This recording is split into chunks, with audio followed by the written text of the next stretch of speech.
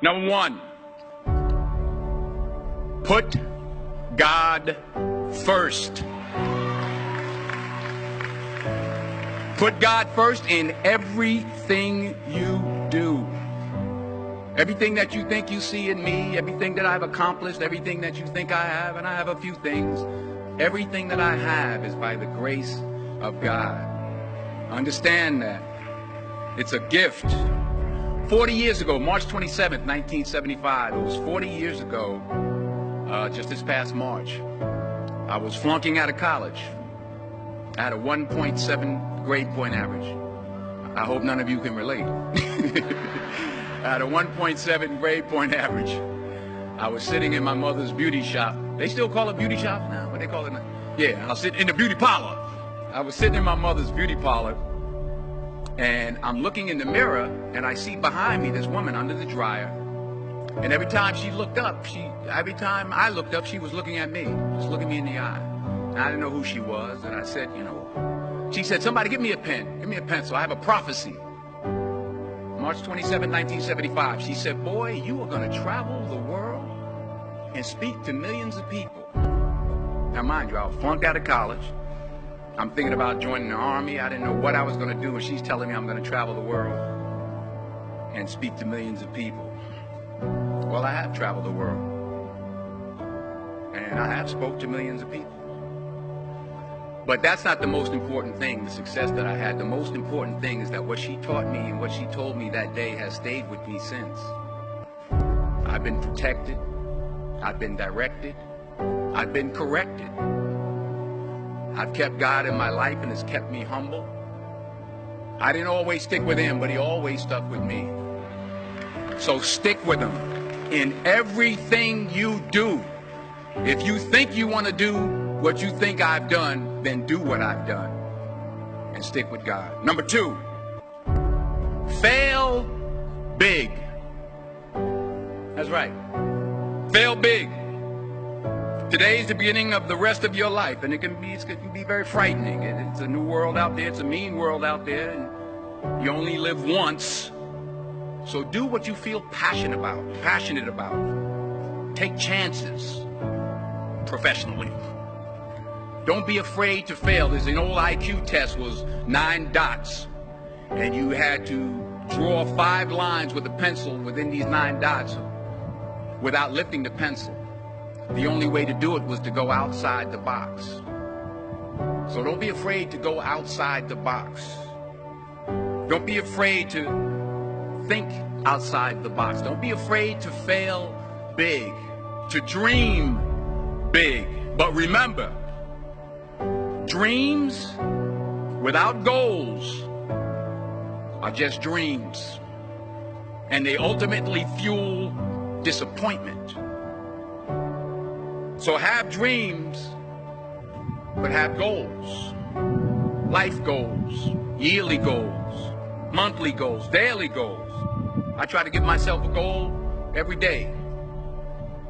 Sometimes just to not curse somebody out. Simple goals, but have goals. And understand that to achieve these goals, you must apply discipline and consistency. In order to achieve your goals, you must apply discipline, which you've already done, and consistency every day, not just on Tuesday and miss a few days. You have to work at it every day. You have to plan every day. You've heard the saying, we don't plan to fail, we fail to plan. Hard work works. Working really hard is what successful people do. And in this text, tweet, twerk world that you've grown up in, remember, just because you're doing a lot more doesn't mean you're getting a lot more done. Remember that. Just because you're doing a lot more doesn't mean you're getting a lot more done. Don't confuse movement with progress. My mother told me, she said, yeah, because you can run in place all the time and never get anywhere. So continue to strive, continue to have goals, continue to progress. Number 3, you'll never see a U-Haul behind a hearse. I'll say it again. You'll never see a U-Haul behind a hearse. I don't care how much money you make, you can't take it with you. And it's not how much you have. It's what you do with what you have. We all have different talents. Some of you will be doctors, some lawyers, some scientists, some educators, some nurses, some teachers. Yeah, okay. Some preachers. The most selfish thing you can do in this world is help someone else.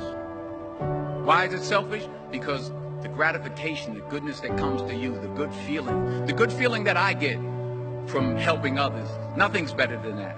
Not jewelry, not big house I have, not the cars, but it's the joy. That's where the joy is, in helping others. That's where the success is.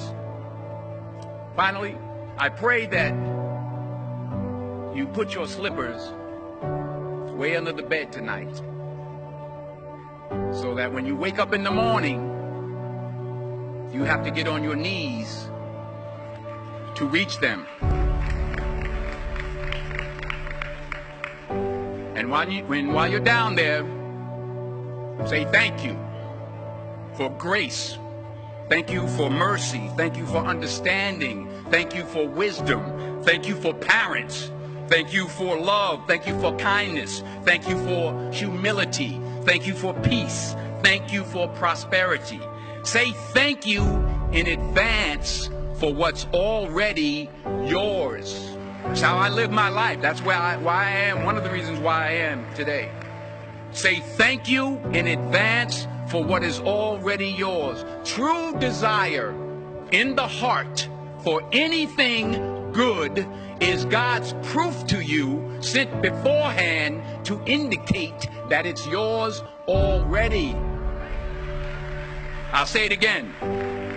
True desire in the heart, that itch that you have, whatever it is you want to do, that thing that you want to do to help others and to grow and to make money, that desire, that itch, that's God's proof to you, sent beforehand already to indicate that it's yours.